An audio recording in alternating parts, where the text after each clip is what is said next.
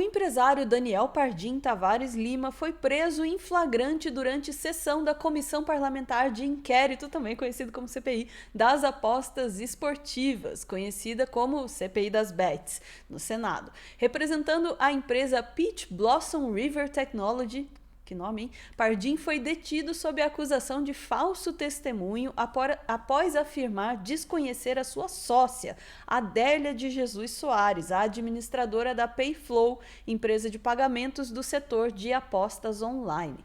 A relatora da CPI, senadora Soraya Tronic, do Podemos, solicitou a prisão, que foi acatada pelo presidente da comissão, senador Dr. Irã, do PP. Vamos saber mais sobre esse caso com a nossa Daiane Oliveira aqui no Plantão do Meteoro. Bora lá!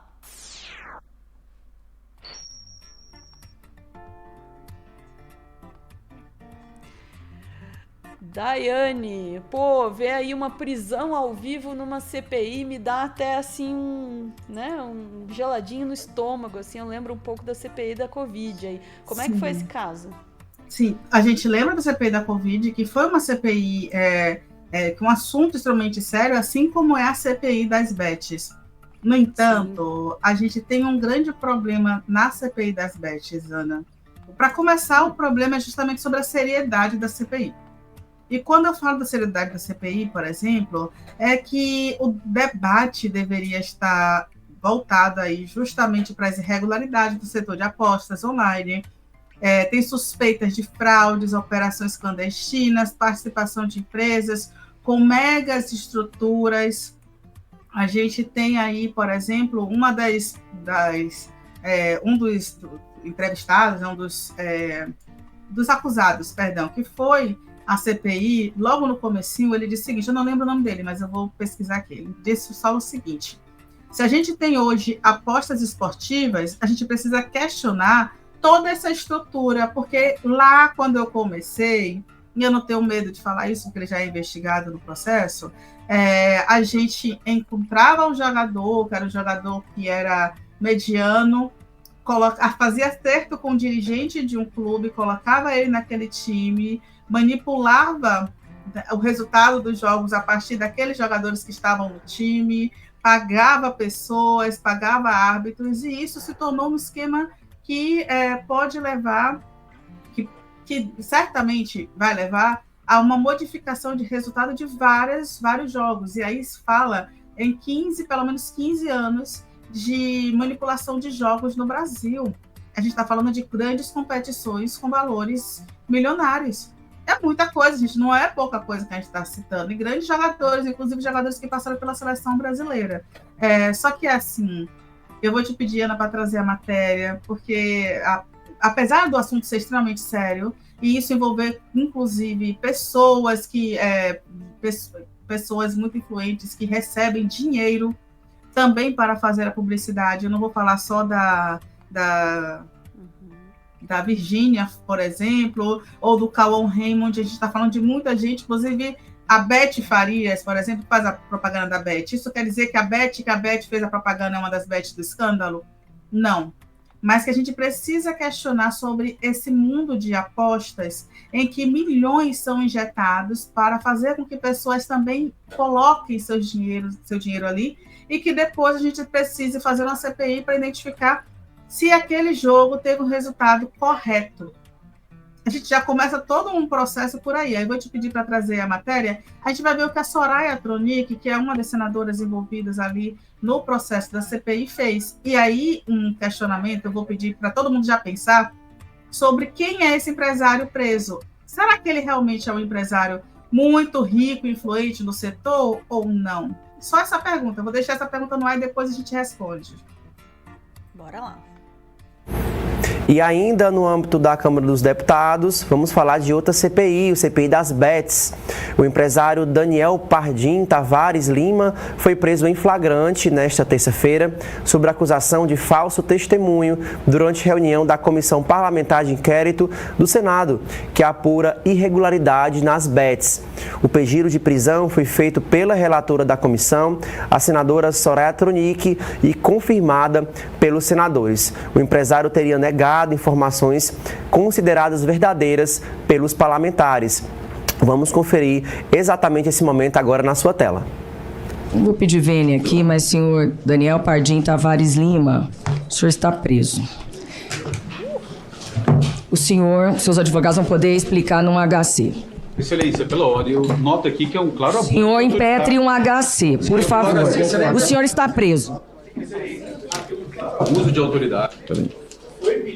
Então, me processe.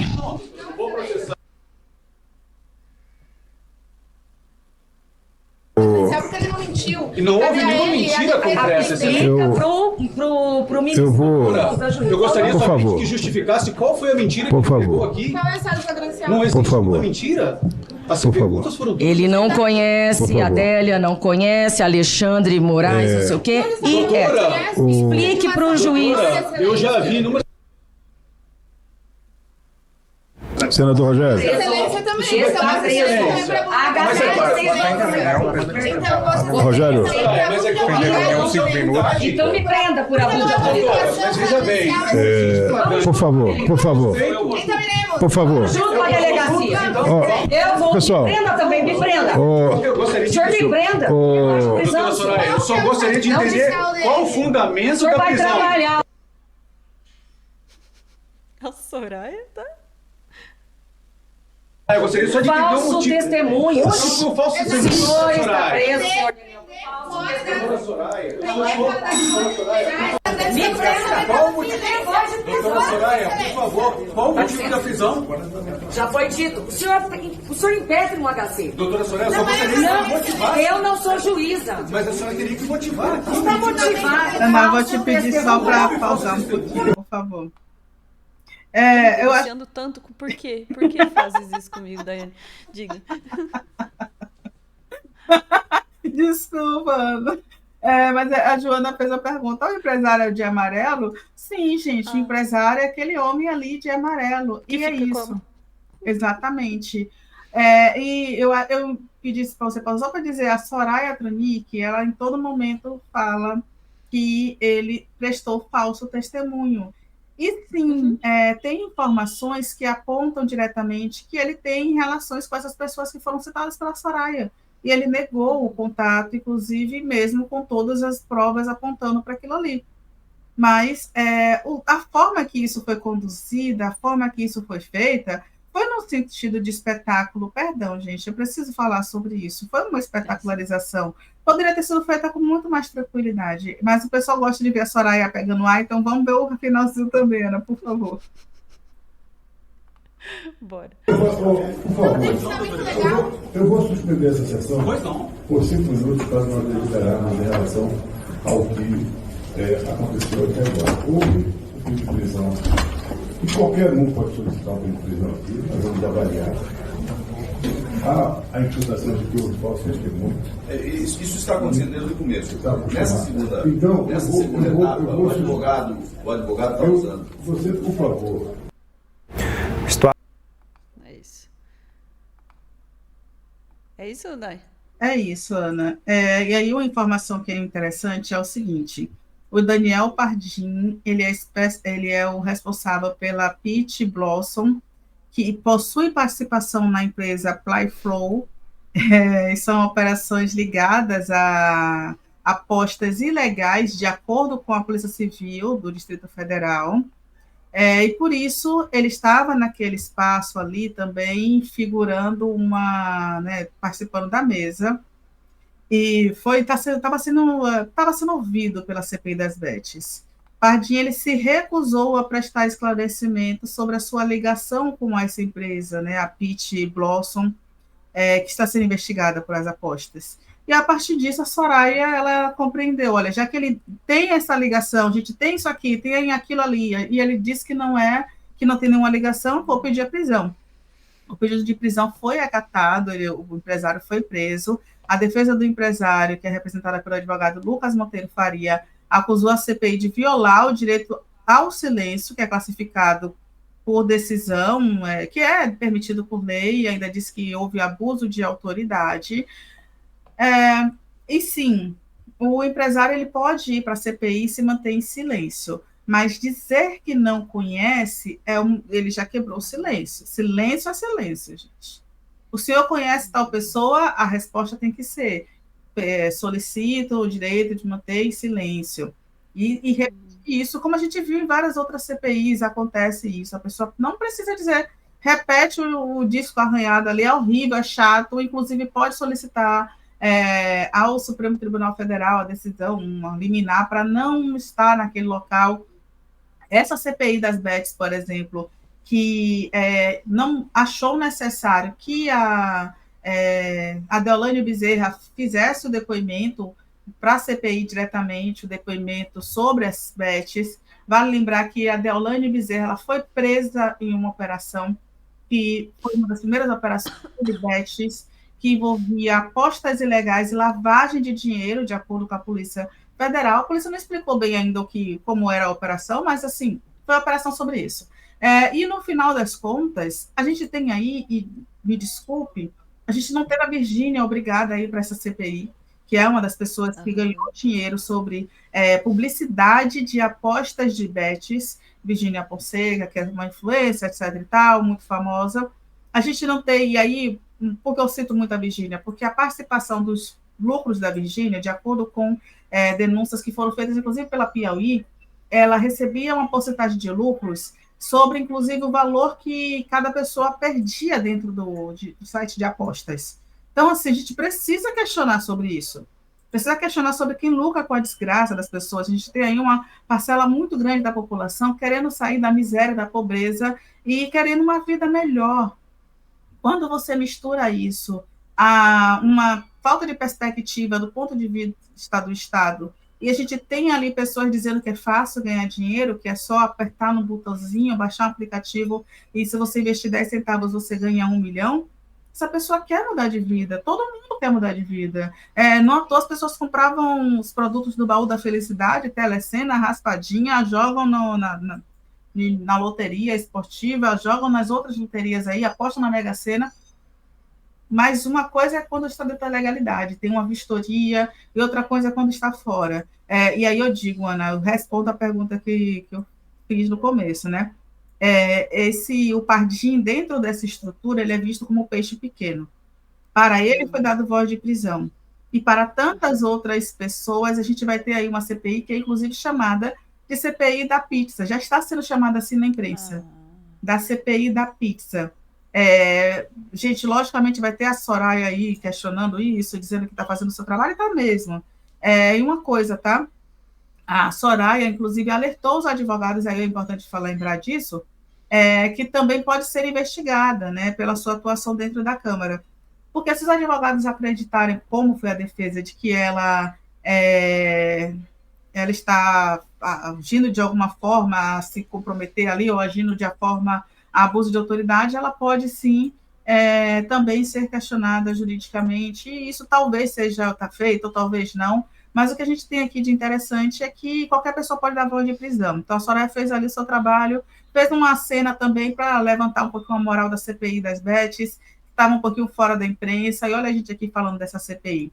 O problema, para mim, é realmente o produto final, que talvez não seja satisfatório a ponto de dar uma resposta para o que a gente merece sobre esses crimes, que são crimes que foram praticados, que já tem comprovação de muita gente, inclusive, envolvida nisso, e que talvez não tenha uma resposta no final. É isso, Ana. Triste, né? Daiane, um espetáculo a forma como você organizou esse corte.